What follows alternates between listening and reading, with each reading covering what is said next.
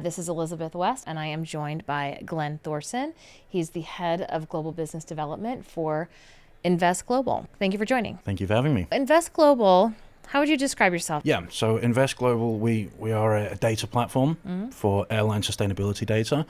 And it's actually, the company has been around now for 5 years since things started. You may be familiar with what we've sort of been more vocal about in the past, and also what I was very vocal about in my past role, and that's the Airline Sustainability Report and Index.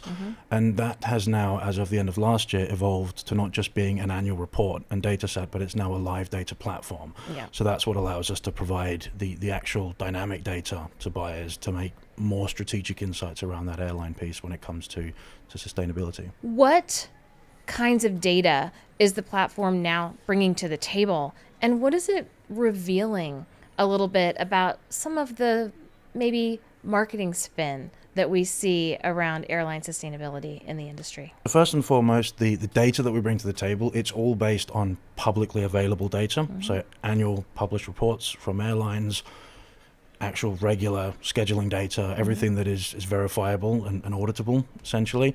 And that's one of the big pieces in our platform as well. Every data point that we bring in, we have a fully transparent audit trail. So you can literally go in and see which report is it from, which part of the report is the data lifted from.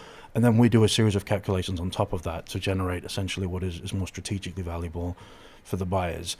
Now, in terms of what it generates in insights, firstly, it's perhaps not a huge surprise, but obviously we do see low-cost carriers are vastly more high performance when it comes to efficiency around sustainability, because their operating model naturally makes them more efficient, which of course when you're more efficient, you are also on a lower emission model for the travel. So it may not be sort of groundbreaking, but at the same time, it is a little bit unique because we typically see the full service carriers making the most noise about sustainability.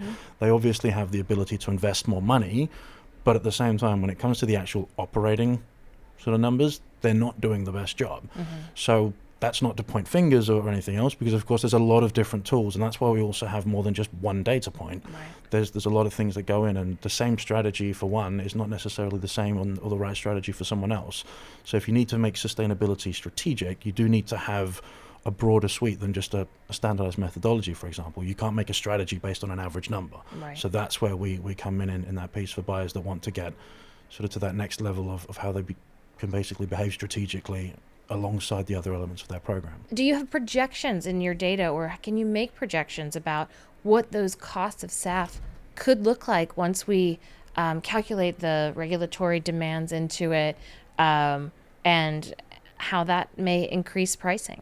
Obviously, there's a lot of investment to come. There's a lot of work to come as well to bring the price point of SAF down. Yeah. I mean, we're looking at obviously somewhere in the range of kind of 2, 3, 4 times cost increase on a fuel perspective the way things are today, but that's something that, again, it's also determined by what is the SAF you're getting. Not all SAF is the same. Price points are different. Feedstocks that go in are different. There's a lot of different pieces that come in, obviously much more than we can sort of unravel in a session like now. But some of the interesting things that we also do pinpoint and sort of come out is we're still only at a number that is 0.15% of SAF being used in terms of the total fuel usage, and that's from last year, the 24 numbers. And within that, we're actually seeing, so this is quite an interesting one, roughly 70% of the SAF used is by European carriers. So we're seeing a huge volume. And then again, sort of coming back to that point about low cost versus full service carriers, it's over 95% of the SAF that's being used is being used by full service carriers. So they may not be doing the best job in terms of the operating side of things, but they're making the big investments there. So again, we're back to that point around sort of all these different elements have to come together in terms of how it becomes a strategy and what is it that clients are looking for. Some are perhaps putting their spend behind airlines that are investing in SAF, others are putting their spend into efficiency, and obviously there's a lot of different elements around that. Travel managers, are they consuming this data? We do have our first handful of paying corporate clients, and we are starting to enable them in terms of varying degrees of how they use that strategically. They're not all using it in the same way. It's not as simple as they all just use exactly the same number and that's it. So it really is bringing them steps further beyond sort of the DEFRA or the IATA methodologies that we're familiar with. Those are still there from a reporting perspective, but those are not what will power the strategy. So that's where it gets really interesting. And we also actually have our first airline customers Yes, as well. I heard So we're about not that. just positioning it for the buyers, we're also positioning it for airlines. So there is a lot of value in that. Are airlines willingly sort of bringing the data to you at this point? We have sort of what we call semi-automated data gathering process today. Okay. So we have automated bots that are pulling in information from over 1,000 different web sources, and that's everything from airline websites, obviously, and other reporting outlets and news outlets. But then we have a fully manual sort of vetting stage beyond that as well. So nothing gets automatically published. Right. The whole thing is vetted, and that's where our audit trail comes Right, in right, as well. right. So all that transparency is there. How do you think it influences buyers and their sustainability strategies? Well, that's one of the areas where we're starting to see, obviously, that is something that's evolving, because it really isn't something that buyers have been able to sort of sit and strategically layer on top. They haven't been able to take relative performance from a sustainability perspective and match that to discounts on offer or negotiated rates or anything else.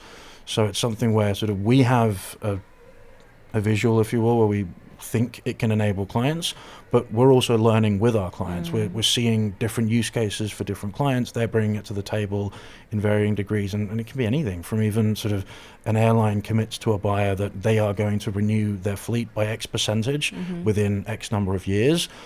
And historically, the buyer wouldn't really be able to do anything other than take it at face value from the airline.